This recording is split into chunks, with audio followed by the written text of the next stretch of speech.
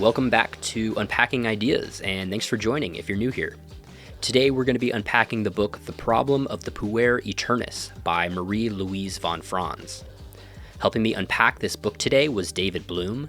David is the creator of HeroNet, which is an organization with the goal of supplying people with the skills they need to be heroes in the real world, and he's been lecturing on the ideas of Joseph Campbell and Carl Jung for the past 30 years. We dove deep into the eternal child complex, and we talked about commitmentphobia, Don Juanism, megalomania, the provisional life. We talked about the mother complex, the devouring mother, enmeshment, the absence of initiation rituals in the modern world, von Franz's analysis of The Little Prince by Antoine du Saint-Exupery. And then towards the end of the conversation, we discussed how the eternal child archetype plays out in culture today, as well as von Franz and Jung's solution to the problem.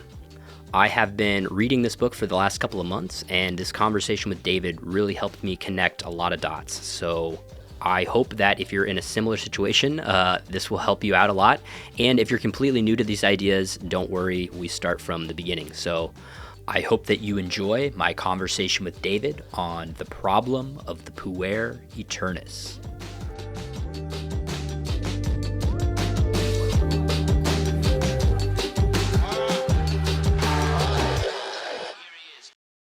All right. Welcome, David. Great to have you on.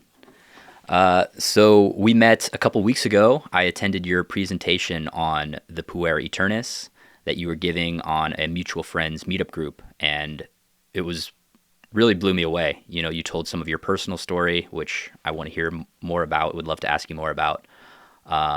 Maybe you could tell us a little bit about that up front. Well, it's a pleasure to be here, Zach. Yeah, in my early 30s, I was in a really dark place. You know, things were just not going well, personally, professionally. I was very lost. And I know a lot of people can relate to that. You just get to so many periods in your life where you're just so uncertain about what's going on. And that's not just individuals, that could be entire cultures and societies. And some might argue that's sort of where we are right now in our culture. There's just sort of a lot of chaos and uncertainty. And so I really didn't know how to get out of that place. So I would comfort myself by going to my cousin's apartment, who lived in Santa Monica. It was super cozy. We called it the Burrow. It was just sort of my retreat. I would just sort of sit there to escape the chaos of my life. And he had an incredible collection of books. And one stormy night, I was looking at his bookshelf, and I saw this book called Puer Aeternus. I had no idea what that meant. It said it was by Marie-Louise von Franz. I had no idea who she was. And this book completely changed the trajectory of my life. Can I ask what made you want to pick it up if you had no idea what this word meant or no idea who the author was? That's a great question. It was the cover photo. It was this sort of ghostly image of an individual, but it was just very ghost-like. And I think it was, the word Puer Aeternus with the ghost-like image. I'm like, what did this all mean? I had no, you're used to just looking at books where you have some idea of what the title means or a picture means. How to win friends and influence people or something. Yeah. Right. Yeah. You got a reference point and I just looked at this blankly, like, what is this? Is it even in English? I mean, I don't know. Okay. Yeah. So I started reading, the back cover, and it said Puer Aeternus means eternal child. So there was my answer what Puer Aeternus meant. It's von Franz's classic study of the youth within us, resistant to commitment and work and relationships, and unable to completely abandon the dreams and fantasies of adolescence. And this next line really started to hook me. Von Franz shows how this childish innocence can thwart our self-actualization and doom us to adolescent delusions and provisional living. And there was just something very haunting about being doomed to something, which sort of, that haunting feeling sort of matched the cover image. It was like haunting. So I looked up, what does she mean by provisional life? I had never heard that term before. And Jung describes the provisional life as where one does not exist really. They are only a spectator. So any experience is ghost-like, perfectly abstract, without a trace of realization. And again, that sort of ghost imagery. And then I was just getting deeper into this rabbit hole. What does he mean by without a trace of realization? Like, what am I supposed to realize?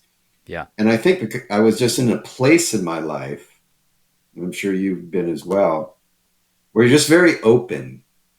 Like you're just very open because your idea of who you are in your life has been so shattered that you've lost trust in it, basically. So you're just sort of naturally open to new information. And so something inside me was very curious. What does he mean by this trace of realization? What am I supposed to realize? And then the other thing that really finished my sail of really going into this book was Von Franz is using this book to analyze the book The Little Prince, which is a wildly popular book. And as I'm leafing through Puer Aeternus, Von Franz is analyzing the author of this book. And it was fascinating. Like, how did she have the ability to do this? And she was using terms I'd never heard of before: ego, self, unconscious, shadow, mother complex, father complex, anima, animus. It was like this, Zach, it was like this secret esoteric code. I had no idea what any of this meant. And then this had some relationship to what was going inside me. So 30 years later, I'm talking to you about this somewhat in a linear fashion. But back then, they were just pieces of a puzzle. Yeah. Like what does this image mean? What is his name? How is she doing this? It was just so compelling to go into this book at the time. That's super interesting because this was actually a book that I had wanted, or I guess I wouldn't say I wanted to read. It was a book that I felt like I should read for about 4 years, but because I read a little bit about it and identified some of those characteristics within myself, I was actually terrified to read it. So I guess kudos to you because you just kind of went right into it. It took me a few years to build up the courage to read it. I think partially I was afraid to kind of pathologize some of the characteristics in myself that I treasure, which will, kind of get into what some of these characteristics of the Puer Aeternus are. But I know for me it had that same kind of compelling quality, but mine was kind of met with a little bit of fear, where it sounds like yours was maybe just pure intrigue or pure interest. Or pure cluelessness. Okay. Yeah, sure. Like, I I respect that you had enough consciousness to sort of anticipate what the book experience would be like and have some reference point of, could I be a Puer? I didn't have that. I just literally, like every adventure story, just fell in Yeah. to the rabbit hole. Awesome. Well, yeah, and we had kind of talked a little bit about the format we might take to kind of go through this piece. And you had suggested a new format that I've never tried before and am excited about, which is you're going to read a few passages that really capture some key ideas.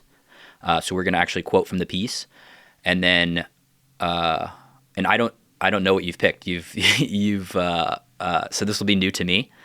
I've obviously read the piece and have my own notes here, but and then we'll just kind of go through it in real time. I'll ask some clarifying questions, and we'll just kind of unpack the ideas as the podcast suggests. Yeah. Yeah, and I wouldn't do this, but in talking to you and meeting with you, I thought you'll be able to roll with it and have some great feedback. So I appreciate you going with this. It's like, no, don't send me the notes. Let's see what organically comes up. I think Jung and von Franz would be very proud of us for doing it this way. Yeah, for sure. So I like to go into, okay, so what is a Puer Aeternus? Let's just dive into that. And this is from von Franz herself. I'm going to have a mixture of reading directly von Franz and putting in some my interpretation and Great. your comments. So this will be a mix, but we'll start with von Franz and build on that. So von Franz would say, in general, the man who is identified with the archetype of the Puer Aeternus remains too long in adolescent psychology. That is, all those characteristics that are normal in a youth of 17 or 18 are continued into later life, coupled in most cases with too great a dependence on the mother. And we're going to hear a lot about the mother. Mm-hmm. The image of the mother, the image of the perfect woman who will give everything to a man and who is without any shortcomings, is sought in every woman. He is looking for the mother goddess, so that each time he is fascinated by a woman, he has later to discover she is an ordinary human being. Having lived with her sexually, the whole fascination vanishes, and he turns away disappointed, only to project the image anew onto one woman after another. This is the Don Juanism. That's kind of the term for this, constantly longing after the perfect ideal woman and constantly being disappointed, the kind of womanizing. Would that be Don Juanism? Exactly. Yeah. And we all know a lot of people in this life who fit this archetype. Right. Accompanied by the romantic attitude of an adolescent. Generally, great difficulty is experienced in adaptation to the social situation. In some cases, there is a kind of asocial individualism. Being something special, one has no need to adapt, for that would be impossible for such a hidden genius. In addition, arrogant attitude arises towards other people, both to an inferiority complex and false feelings of superiority. If this attitude is prolonged, it means a constant inner refusal to commit oneself to the moment. Accompanying this neurosis is often a savior or messiah complex, with the secret thought that one day one will be able to save the world. And when I started reading this, I'm not going to admit to how much of these characteristics describe me, but I was getting a little uncomfortable at this point. Reading. Like, maybe you have a point. Well, okay. Right. A little awkward. Also, she continues, this can progress to a typical pathological megalomania that one's time has not yet come. Puers generally do not like sports, which require patience and long training. They usually are impatient by disposition. Many have the charm of youth and are very agreeable to talk with. A man who has a mother complex will always have to contend with becoming a puer. And so what struck me was, if I have a lot of these characteristics, what do I do? Yeah. Right. Yeah. Well, and maybe we can stop there for a second, because we'll definitely get to kind of her ideas on the antidote for the Puer Aeternus. But before we get into that, I just wanted to see if maybe we could connect some of these characteristics, because at this point they maybe just seem like, just a list of characteristics that are not so much interwoven. But one of the kind of through lines that I saw was this idea of kind of commitment phobic, like not really wanting to be bound to anything, whatever, she says. And, you talked about the kind of how that applies to relationships with women, the kind of Don Juanism. But she says this also can apply to committing to like one job or one profession as well. The puer will kind of jump from profession to profession. I think her term is, there's always kind of a hair in the soup. There's always something that's not quite, ideal about it.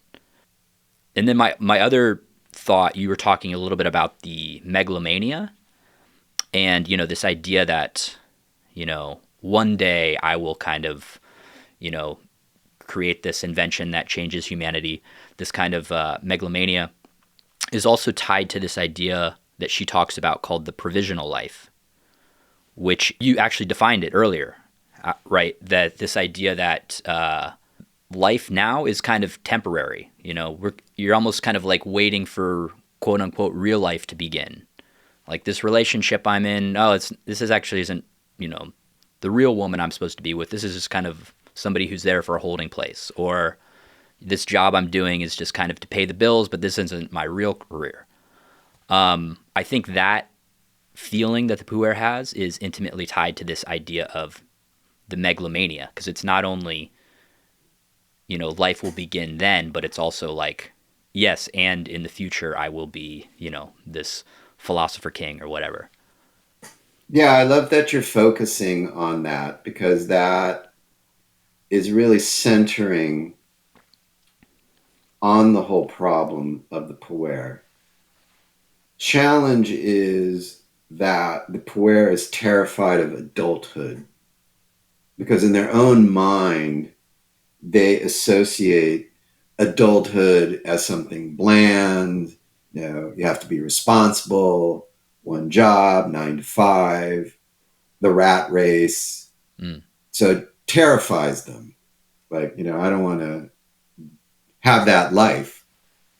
What's unfortunate is that if you don't understand that you have an inner life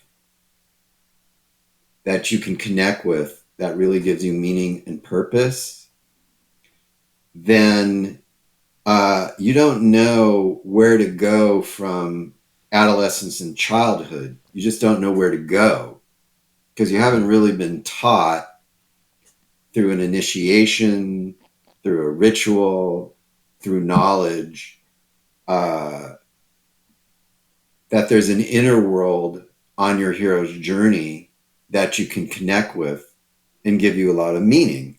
So look at our culture.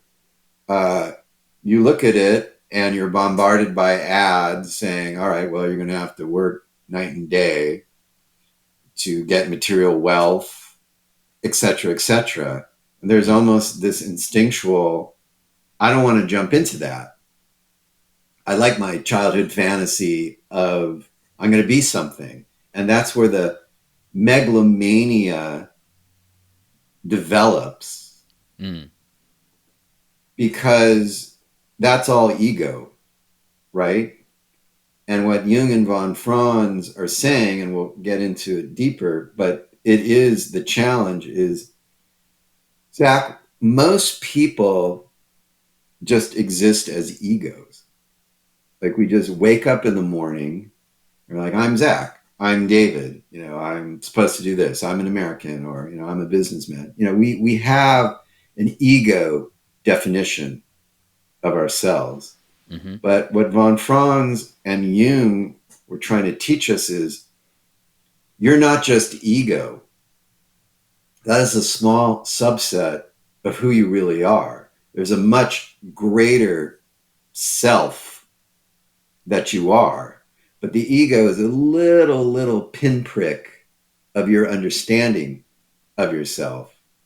Mm. But if you don't see yourself as more than just ego, that's all you have. So you're always inflating that ego. That one day I'll save the world, or one day I'll find the perfect person. Right. And really their point is going inward and discovering the greater you will give you satisfaction. But if you don't know that, that traps you in the puer condition. That makes sense.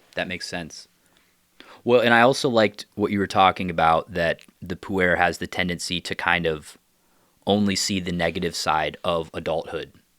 To kind of see the boring, the mundane, the maybe materialistic aspect, which this ties very much into Saint-Exupery's kind of vision of adulthood, and the kind of almost caricature of the different adults that the Little Prince meets in the book kind of represent a lot of that. The businessman who is just constantly calculating and figuring out numbers, and the alcoholic, and at least that was kind of my understanding of what von Franz was saying, is that one of the reasons that Saint-Exupery is kind of stilted in his growth is he's only able to see the negative aspects of adulthood.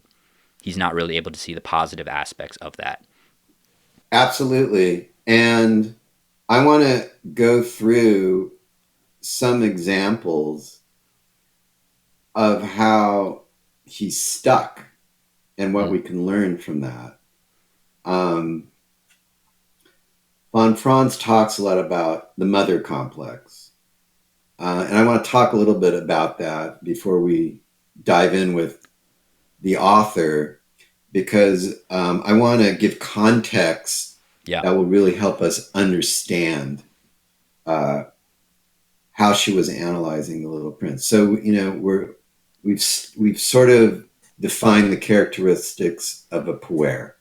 Yeah. So what is the relationship to the mother complex? That just seems so boilerplate. Psych 101. Oh, tell me about your mother, basically. Right. And so you hear that over and over again. So let me just give you a definition, a standard definition of mother complex, but then I'd like us to go a little deeper into that, and that will set the stage to see the Little Prince from this lens. This is from Dragomir Kosick. He said, the mother complex can be defined as our deep-seated patterns of thoughts, emotions, and behaviors.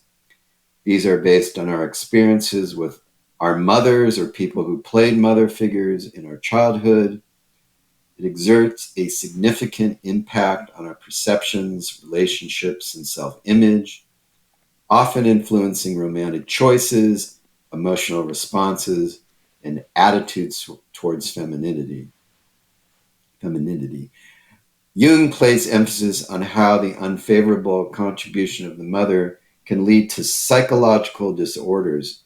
These range from infantile neurosis to the complexes of adult neurosis. The mother complex can be both positive and negative, and shape an individual's psychological development and interactions throughout their life. And a little bit about Saint-Exupery's mother. Von Franz tells us she was certainly a very powerful personage. She is a big and stout woman. She is a very dynamic person. Obviously, it must have been very difficult for a sensitive boy to pull away from the influence of such a mother. And then on his marriage, she says it was not a happy one. His wife seems to have been a very temperamental and sometimes difficult woman, and he usually did not stay with her for more than a week or two. Only when he could fly, he became his normal self again and felt all right. So that is sort of the standard definition of a mother complex, but I want to interpret that in a certain way that's helpful to me. So your mother and your father obviously shape your personality. But in today's world, you might have one mother or one, just a father, or two mothers or two fathers. So there could be a datedness to using mother complex and father complex. Sure. Yeah. Basically. So I look at it as a feeling complex and a creating complex. And what I mean by that is that you associate the feminine, the mother, with feelings.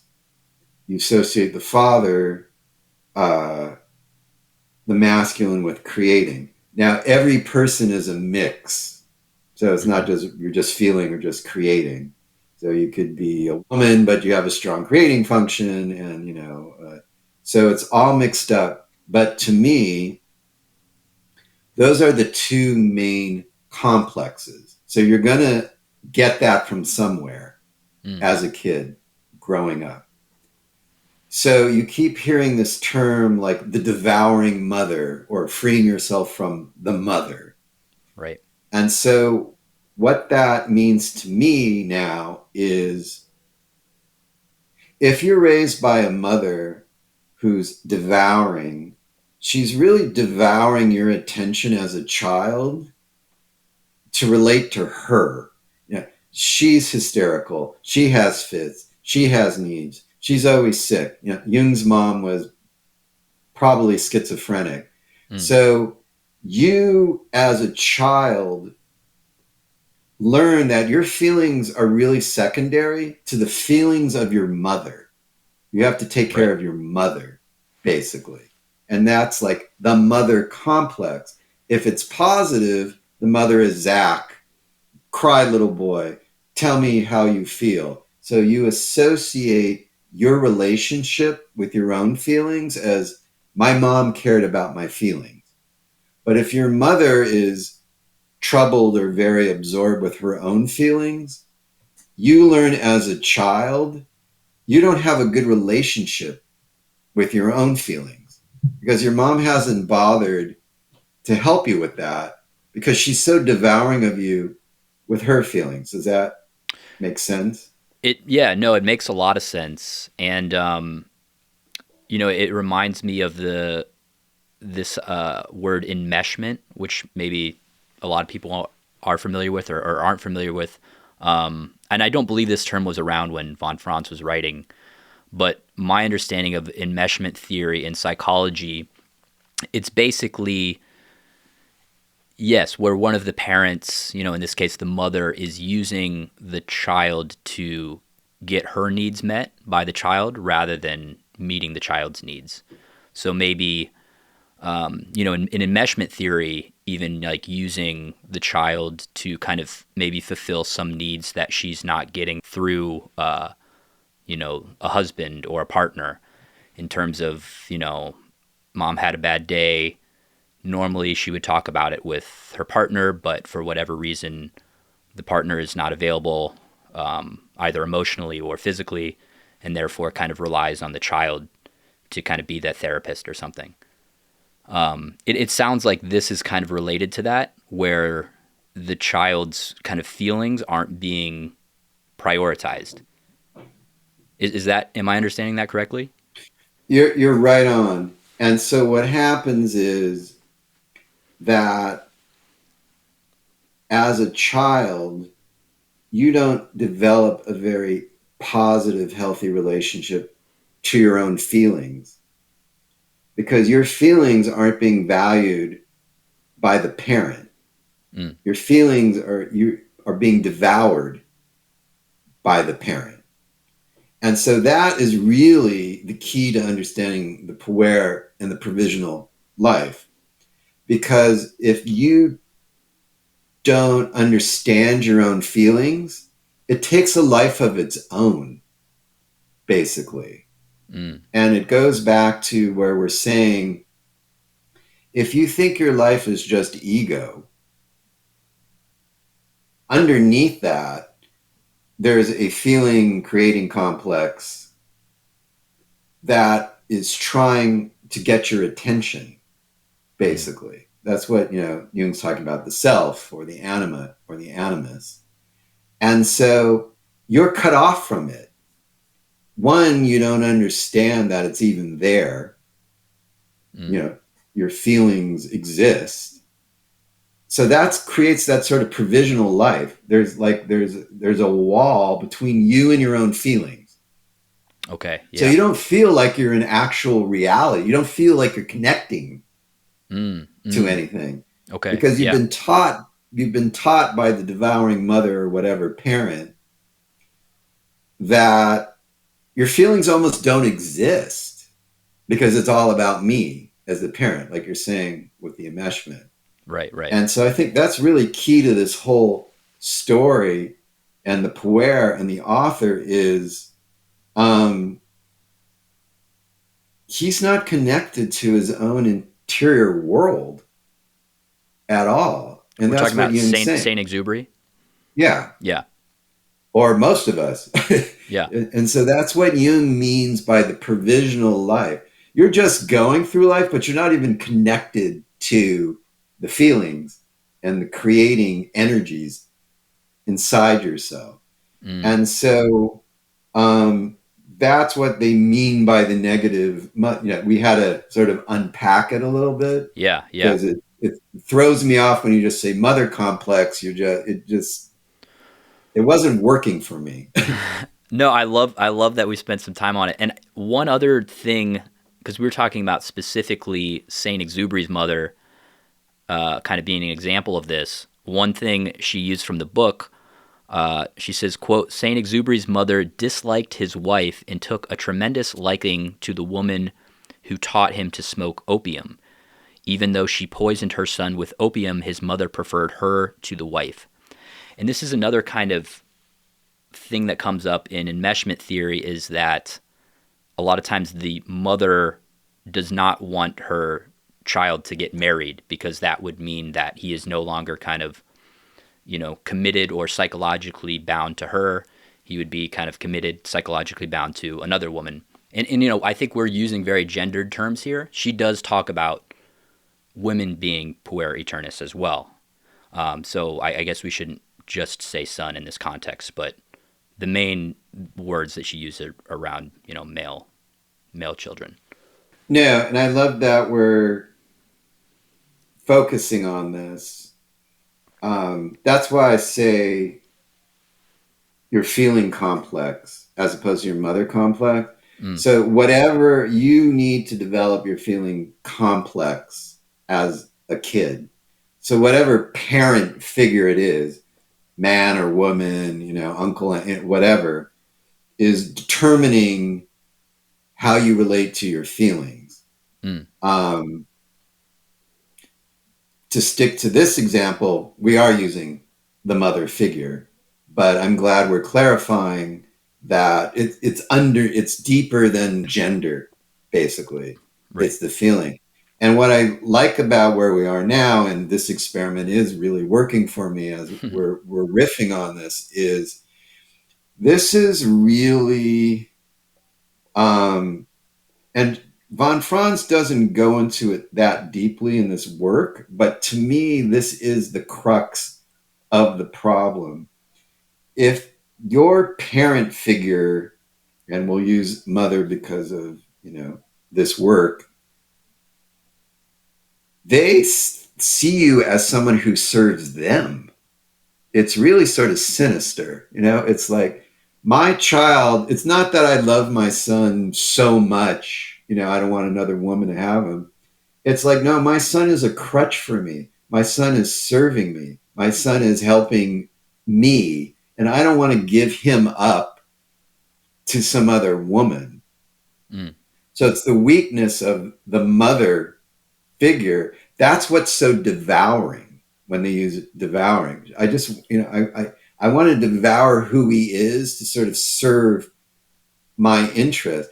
And that's where sort of the womanizing and the Don Juanism comes in, because what happens to the son is, well, my relationship to feelings is, my feelings don't count at all. I'm just really here to serve my mother. And I don't have a relationship to my own feeling. And so when you meet other women in your life, you're not connected to your feeling and you're not connected to their feeling. So you're just on this pathway of, I don't feel anything with this woman. I seduced her, we slept together. Next, because you can't make any connection with yourself or them. Mm. And that's where like you're just churning, like you're just constantly eating popcorn over and over again, because you don't understand that you've been cut off from your feeling. And again, it goes back to what they mean by a ghostly provisional life.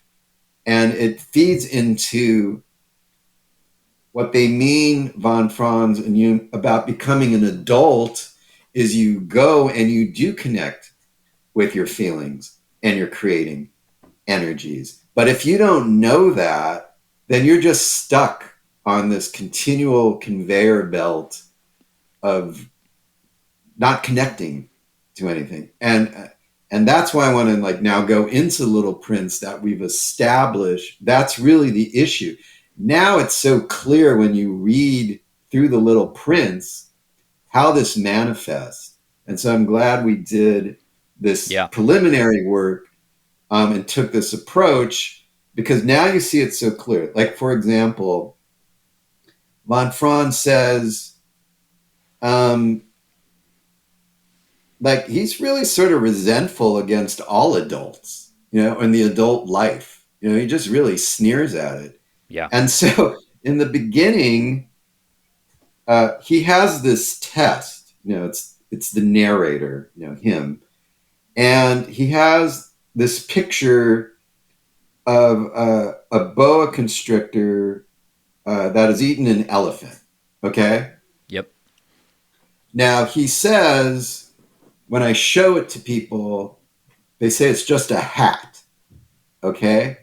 And then he's just so disdainful. Like, that's his litmus test. Like, Zach, what do you see? Looks like a hat. Ah, you are such a boring, burned out adult. Yeah.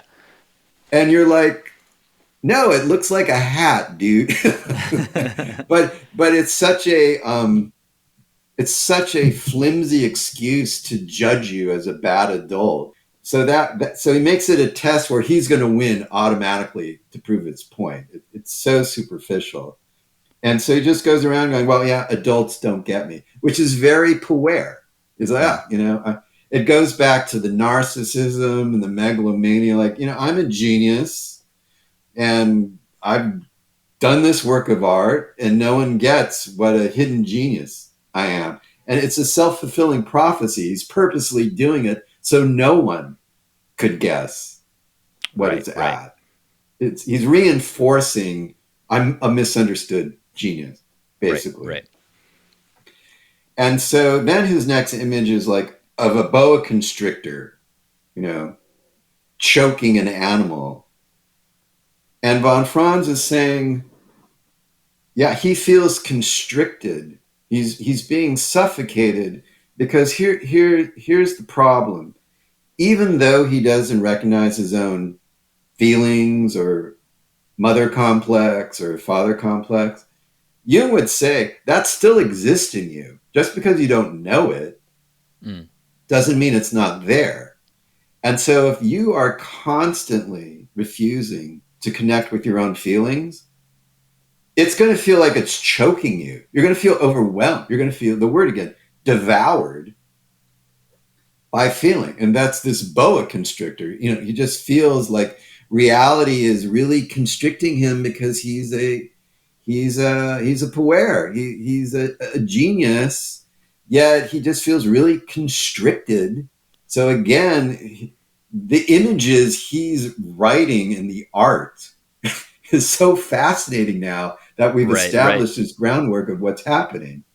Well, and can I read a little bit about the symbolism of the boa constrictor and the elephant? Sure. Yeah. So she says the boa constrictor obviously is an image of the unconscious, which suffocates life and prevents the human being from developing. It is the swallowing or the regressive aspect of the unconscious, the looking backwards tendency, which grips one when one is overcome by the unconscious. And then on the elephant, she says the elephant represents the individuated personality.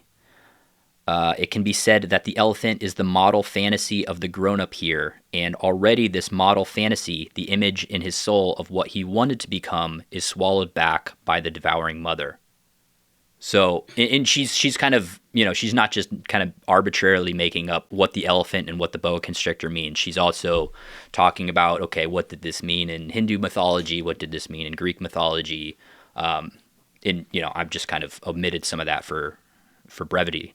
Yeah, I mean, and this is what I do like about von Franz especially. She does bring a lot of fairy tales and mythology. And to your point, it's not like she's just making it up. She's showing how it's a continuum of an issue throughout history, and you just see it in different stories. I mean, The Little Prince is really a fairy tale, and she interpreted hundreds and hundreds of fairy tales. So she's almost shrugging, going, this is fairy tale 101. Yeah. You have the hero. He's a puer. He has a mother complex. He's devoured by fill in the blank, dragon, snake, elephant, boa. It's like classic to her, which is funny to me looking back because it was so new to me before. But once you read her, she probably just looked at this book and shrugged, going, oh, yeah. Just like classic. Right. I guess it's kind of like when somebody tells you their dream and they've never really spent a lot of time with, symbols and mythology, and you can, based on knowing the person, you can kind of clearly identify what the dream symbols probably represent. And to them, they're like, oh, isn't this weird? There's an elephant being suffocated. Right. So I think it's a bit of that. She's kind of, because obviously Saint-Exupery was not kind of psychoanalyzing his own images in his book. Well, and that's sort of why I got so intrigued with von Franz, because I'm like, wow, like what does she know where she can just hear a fairy tale or a story and it's almost boilerplate psychoanalysis. Like, she'll, in her other work, she'll just go, it's like she closes her eye going, yeah, there'll be a king, there'll be a queen, they'll find a dragon, repeat, rinse and repeat for thousands of years. And I'm like, when it was new to me, I'm like, wow, what does this all mean? And now that I've studied her, you see these archetypal patterns happen over and over again. And so there's always a devouring snake or a dragon. And here's Saint-Exupery putting in a snake. Yeah. It's really sort of funky that it's the same, it's like, why is a dragon so popular in fantasy? And then here's this French guy putting in a snake that's related to a reptile. Like there's a deep archetypal process going on here. Yeah. And she makes an interesting point where she said, it's interesting that Saint-Exupery says that he goes around with this picture or his pictures and tries it out on people to make them understand. He wanted understanding, but he didn't receive it. I think that if he got in touch with psychology, something about it might have really solved this problem. And this was very touching to me. It's like he knows consciously, or like something's wrong with, like he just didn't feel understood. So in his own book, he's looking for understanding. Mm. But because he's a puer, it's just a quick, because they have no patience, basically. Well, and could we almost say he feels more understood by children than he does by adults? Well, I'm going to get to that Oh, too. okay. That's good Yeah. segue. Yeah, that's Yeah. exactly my next point. Oh, So, all right. so, so he's so we're right on. Yeah, so he's in the adult world, which he disdains. He doesn't know what it means to be adult. He tries to connect with adults, but it's a test where they always fail him, the adults. So the adult world's not working for him. So what appears in his book, in his psyche? A child, the little prince. Mm. So what happens there? So, the story transfers the little prince. I blinked my eyes hard. I looked carefully all around me, and I saw a most extraordinary small person who stood there examining me with great seriousness. And von Franz says the miraculous encounter in the desert is one way linked up with Saint-Exupery's personal life. He did have an airplane crash in the Sahara Desert. He was not alone, as in his book. He had a mechanic. But they did have to walk endlessly and nearly died of thirst. And they experienced, hallucinations and saw mirages. So in many fairy tales, when a man gets lost in the woods, they find a little dwarf or a magical animal. And it's typical when someone is lost in the woods or the sea, something numinous appears. It shows the psychologically typical situation where the conscious personality has come to the end of its wits and does not know where to go or how to become more conscious. One feels completely disoriented with neither goal nor outlook in life. In those moments, energy blocked from a further flow into life piles up and generally constellates something from the unconscious. The dream life becomes much more activated. People are forced into paying attention to it. So what's fascinating is the little prince is appearing as this almost soul guide to the author. And what von Franz is saying, that is so typical in a fairy tale. You're just lost. You're looking for some sort of guide to get you out of the dark woods. You're following the rabbit or, fill in the blank. Right. And so the little prince appears. And so he asks Saint-Exupery to draw him a picture of a sheep. And he draws him a picture of a sheep in a box that really pleases the little prince. Mm. So now to your question. All right, so he encounters this numinous child who's some sort of guide. So what does he do, the author? Well, because he's a puer, he basically grunts, I want to save myself. I got to fix my old airplane. And he's not willing to go on and play with the little star prince. On the other hand, it's very significant. The little star prince is the only one who immediately understands the drawing. So the author should be very pleased and see that the little prince really understands him. But because he's impatient, he thinks the little prince is a nuisance and that he must get his engine into working order. The gesture of impatience is typical for the puer. When he has to take something seriously, either in the outer or inner world, he makes few poor attempts and then impatiently gives up. Right. And I think this is a really, really profound point. Your unconscious, your psyche, when it gives you a vision or a dream image, understands you more than anyone else in the world Yeah. is going to understand you. It's your own psyche. So what's interesting in the conversation, it just hit me, the little prince understands the author more than anyone by saying, I love your drawing.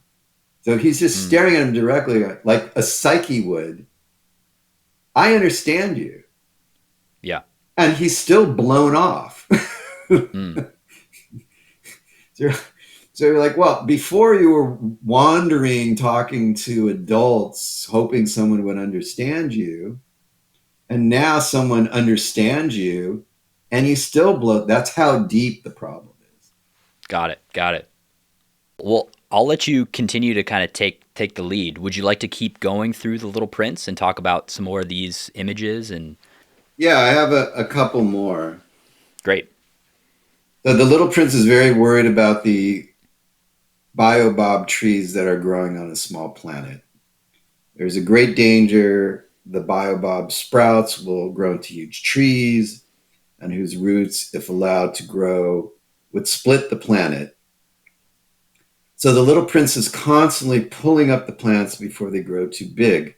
This is his constant worry, and his idea is to get a sheep from Earth which would eat the shoots to relieve him of the constant fight with the Baobob tree. So Saint-Exupery says it would take a great many elephants to eat such trees.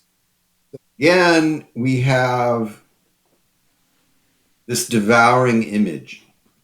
Mm-hmm. Trees typically represent nature and Mother Nature.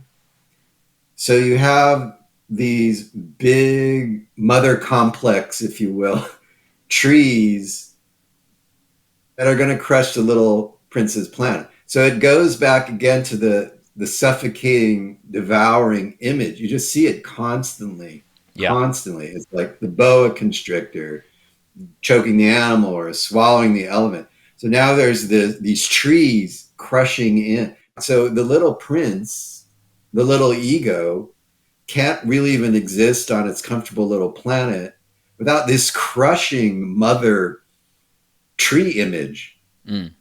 Well, and on the point about trees, she also says something that I found interesting, which was that the puer is kind of the opposite of the tree image, whereas the tree is, rooted, very much rooted in the earth, whereas the puer is very flighty, very much like not bound by anything, whatever, just kind of always floating around.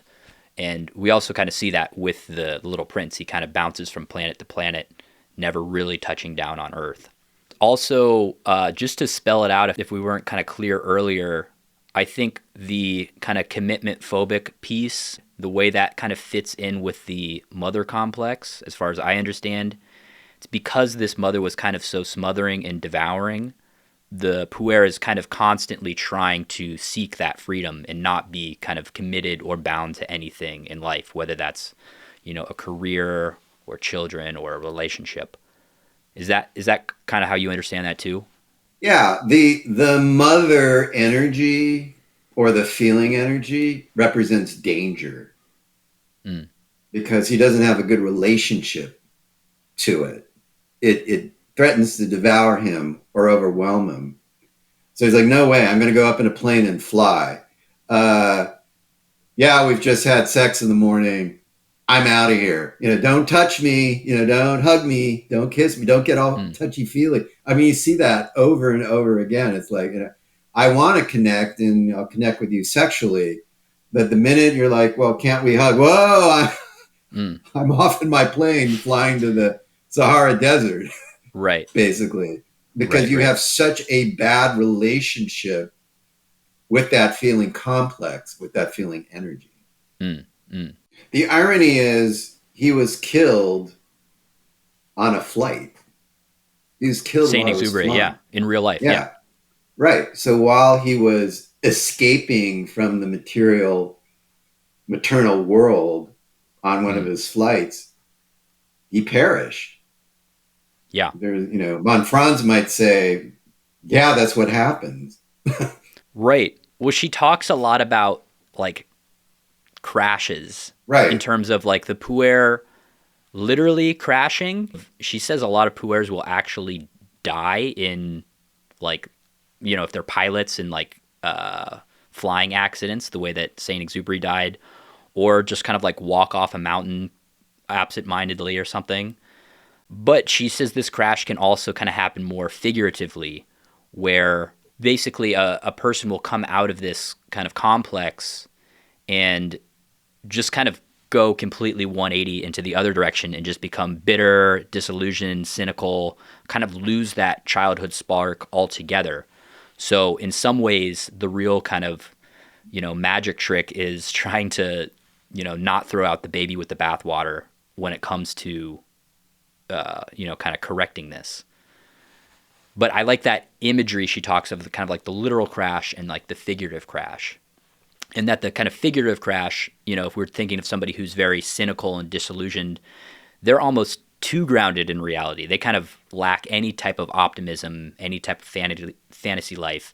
And she describes this as being like kind of stuck in the mud. And, we even use that term to describe somebody, like they're a stick in the mud. And I think that's such an interesting, and you could think of the stick in the mud as kind of, the stick is kind of crashing into the mud the same way a plane might go down. Yeah, I mean, we see it almost every day now. There's some haughty fill in the blank celebrity, influencer, politician that has, a metaphorical crash. They go into rehab, because their egos are so big. They have this humbling, they have a crash, they're going to Betty Ford or whatever. I mean, that's just happening constantly. But that's what you're talking about. They're so haughty and flying above everyone else, it just caves in on them, their own psyche. They have an affair with someone or they commit a crime. It's like there's always the crash of the ego. So what's ironic is with the Little Prince, it wasn't a figurative crash. It was a literal crash. When you think about that, it's like, wow, that's quite the example. Right. Well, and on this point too, she says, quote, "The great problem, I think, in a nutshell, namely, how can one pull out of this fantasy life of youth and youthfulness without losing its value? How can one grow up without losing the feeling of totality and the feeling of creativeness and of being really alive, which one had in youth?" And then she says, "It is justifiable not to want to give up this other world. The question is, how can one grow up and not lose it? The problem is that you can drive people out of this childhood paradise in fantasy life in which they are in close connection with their true inner self on an infantile level, but then they are completely disillusioned and cynical." And I think this was Saint-Exupery's biggest fear, was kind of becoming a cynical, disillusioned adult. Yeah, and so we mentioned what von Franz's solution was. Yeah. This was the most disappointed I was with the book. Because I have, and I have my own theory of what the solution is. Sure. But her solution, it either didn't age well, or I'll just read her solution. We can talk about it. Yep. Okay, so what can help free the man from his mother? Normally, very few young men have a strong enough individuality to pull away from the mother of their own accord. So they do it via, collectively, in our country, it is military service, which fight against their mother complexes. You can say all kinds of very humble, unindividualistic, collective adaptions can help against the mother complex. Namely, as I mentioned before, doing one's work, military service, trying to behave like everyone else, the sheep, not having the kind of fancied individuality which is typical for the mother complex man, and giving up the idea of being someone special. So that, in this book, that's her solution. And I'm like, yeah, I guess. Mm-hmm. But, and that goes to my 52 living ideas talk. I think the solution is much deeper. And she does talk about it in other books. And the solution is what we started the conversation with, that hero's journey into your inner world. Understanding it's not just ego, but the self, the anima, the animus. Mm-hmm. What are those energies? The solution is realizing that your ego, your awareness is just the tip of the iceberg. And that goes to the problem of, Jung would say, that is the work you do in analytical psychology. You go in yourself. Who's generating these dreams and images? What do I mean by anima, animus, spirit, and soul? What is the connection with self? I mean, that is Jungian theory. Now, if you don't know anything about Jungian theory, you have no reference points to really solve the problem.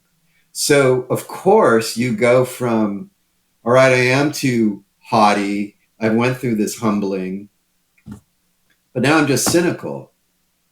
Okay, I can't be haughty anymore. I know that's wrong.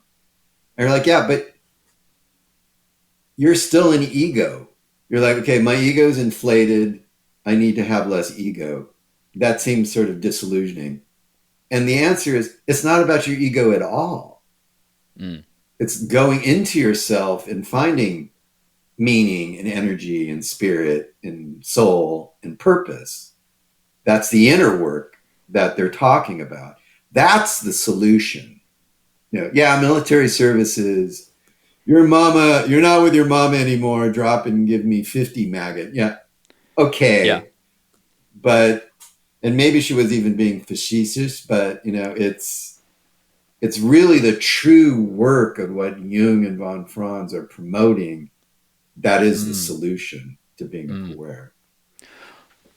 I love that. Well, and I want to explore that a little bit more, but before we do, just to say a little bit more about her anecdote relating to military service, I think her point is a little bit that it's very hard for an individual to kind of make that transition from childhood to adulthood without the help of the collective through things like initiation rituals. And so nowadays, what's left is maybe joining the army, some of these things, which, as we know, have their own problems, but can, I guess, act as a similar kind of initiation ritual in the modern age. No, I agree. I agree 100%. Bar mitzvah, bat mitzvah, confirmation, Native American. I mean, that was all, you're a man now, you're a woman. Right. And I think what I'm saying is we need a much more sophisticated initiation ritual other than go to the army. It's just a very brutal, sure, not very well thought out thing. So I think that's I have to, where she was when she was writing this and where we are now.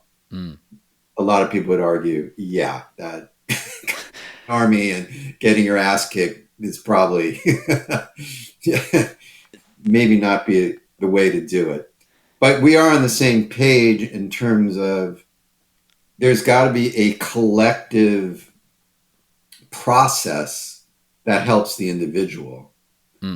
And if our whole culture doesn't understand sort of that inner world, what Jung and von Franz is talking about, we don't even understand it, let alone build rituals around it right now. So we're sort of flying blind right now. Like, churches, you would go in, that was sort of an initiation.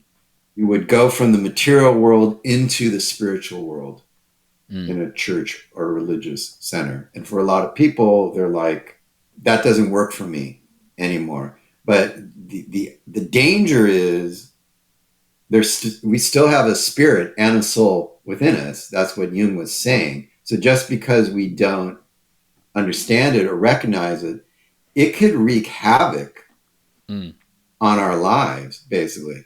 And it's not just, okay, you're a Puer and you're not connecting with a woman or a partner or your mother, or you're flying above. It's even worse than that. Like your psyche will devour you. It wants to be known. And it literally can cause people to go into rehab or 12-step programs. And think about a typical community. There's a church on one corner, and across the street, there's a liquor store. And they both relate to the spirit. You either go to the church to, be initiated into the world of spirit, but if you aren't connecting to spirit like in a church and it's shaking you internally, then you find another spirit alternative, which is drinking spirits at the liquor store. So the spirit has to be connected with, or it's going to cause a lot of psychological damage. And it was fascinating where the founder of AA gave Jung a lot of credit, saying it was your letter to me, how you treated a patient, that really helped me create a 12-step program. And that was absolutely fascinating, because Jung's point was that people are looking for a connection to God or a unity with the divine, but it's blocked. It's blocked because religions for a lot of people are not providing that spiritual connection. It still does for a lot of people, which is fine. But our external material world is not bringing us happiness. We don't have a spiritual center right now. And you can clearly see it in our culture. And it's like watching someone having a breakdown. Like we're having a collective psychological breakdown. We're in denial.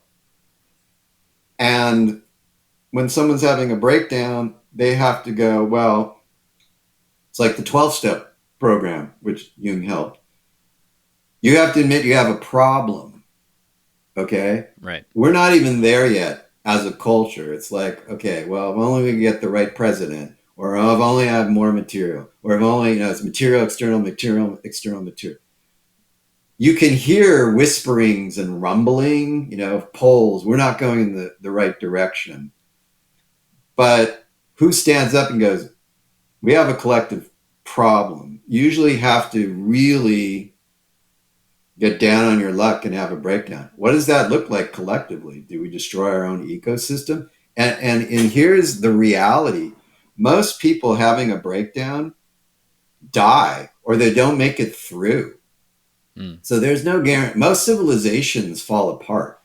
So there's no guarantee that we will make it necessarily. And those civilizations might get to a point of, we have to change in some way. That's really great. Well, and I love that, we're talking about the connection between the individual and the collective. We were talking earlier about how the individual puer can kind of have this crash, literal or metaphorical, but also this, civilizations can have that crash.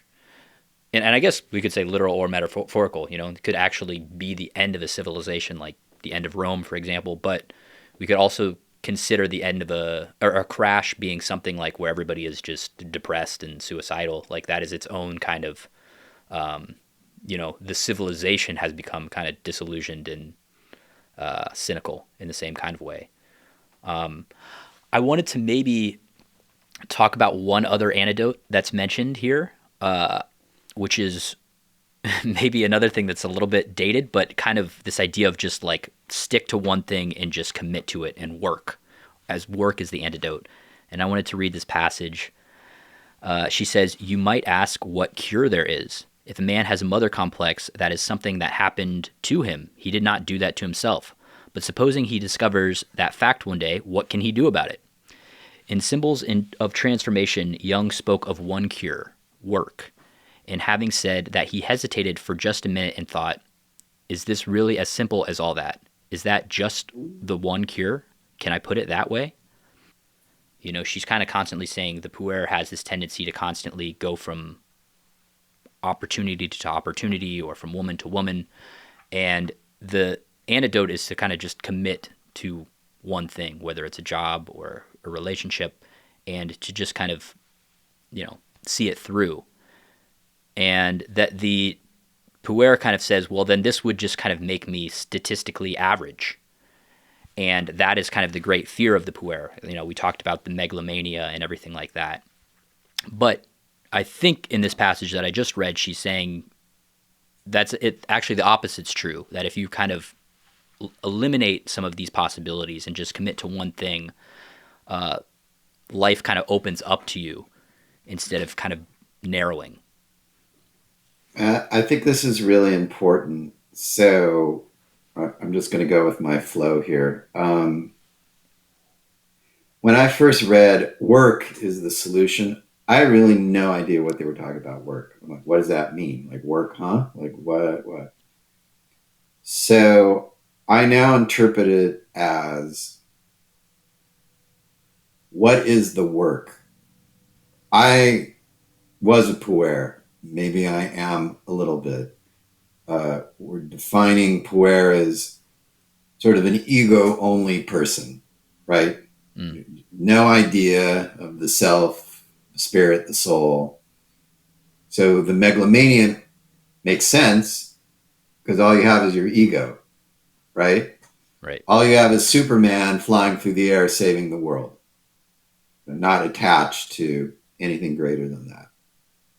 So if you see yourself, your ego, you create your own ego image. It could be based on parents, or you read something, or you had a mentor. And then when you're younger, you just wake up going, I'm Zach. And who knows where you got that idea from, but it's comfortable. And you literally wire biochemically your brain, if you think of yourself, so much, basically, that it's hard when you're confronted with, hey, I did something bad. I always thought myself as a good guy, but that clearly hurt someone. Yeah. So now what's the work?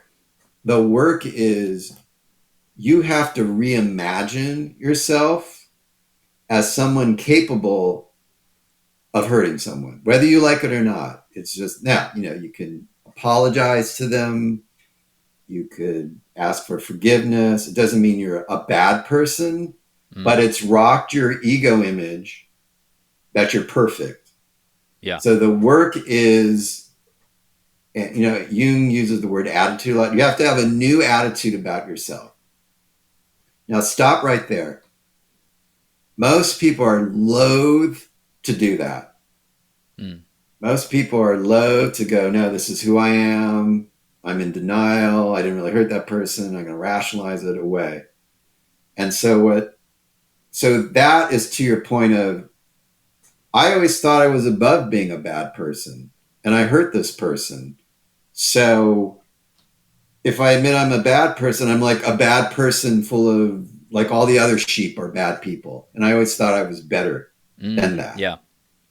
And so you have this fear of going, oh, I'm a bad person, or I complain about my boss. I don't want to be that. But you're stuck now because you've already performed the act. So the work is expanding your definition of who you are. Yeah. To say, yeah, I effed up, but I'm human. And if you take that far enough, you take this reimagining, you might go, whoa, I have an inner self, and I have these unconscious energies. And you keep, again, the work is the reimagining.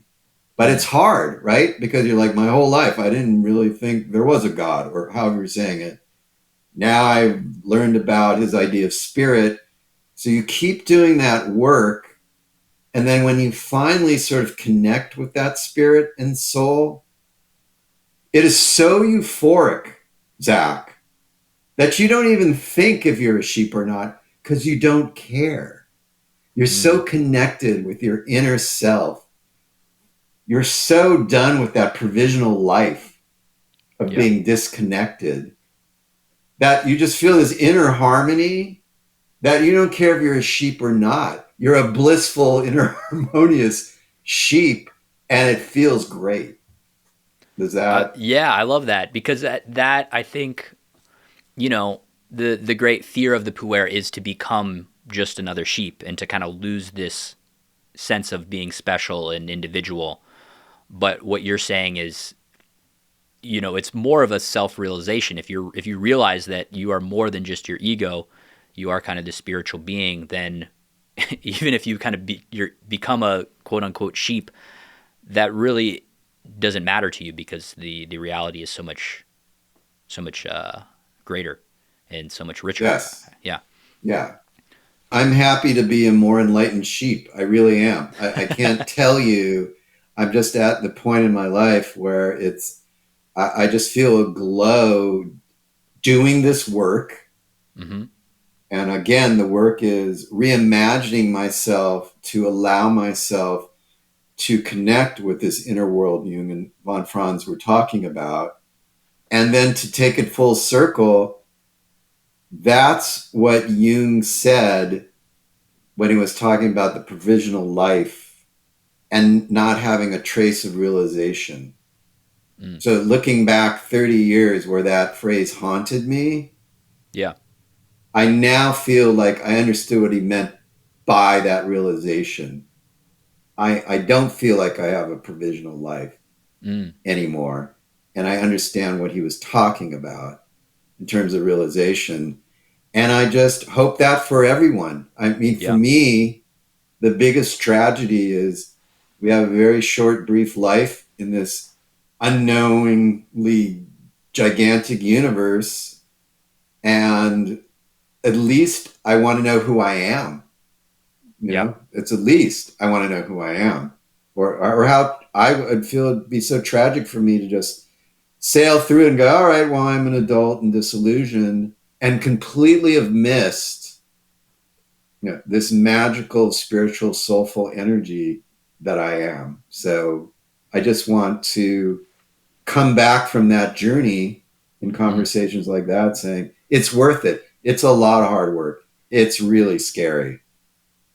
But as Campbell says, you're not the only one who's taken this hero's journey, and it's well worth it. Yeah, absolutely. I think it's really cool that we were able to have this conversation, you know, that you first discovered this book when you were around my age. So that kind of makes it extra special. Well, awesome. Thank you so much for doing this and for your time. I hope people got a lot of value out of this. I certainly did. My pleasure. Hey, this is Zach. Thanks for listening to Unpacking Ideas. If you're enjoying the podcast so far, be sure to follow it so that you get notified every time I release an episode.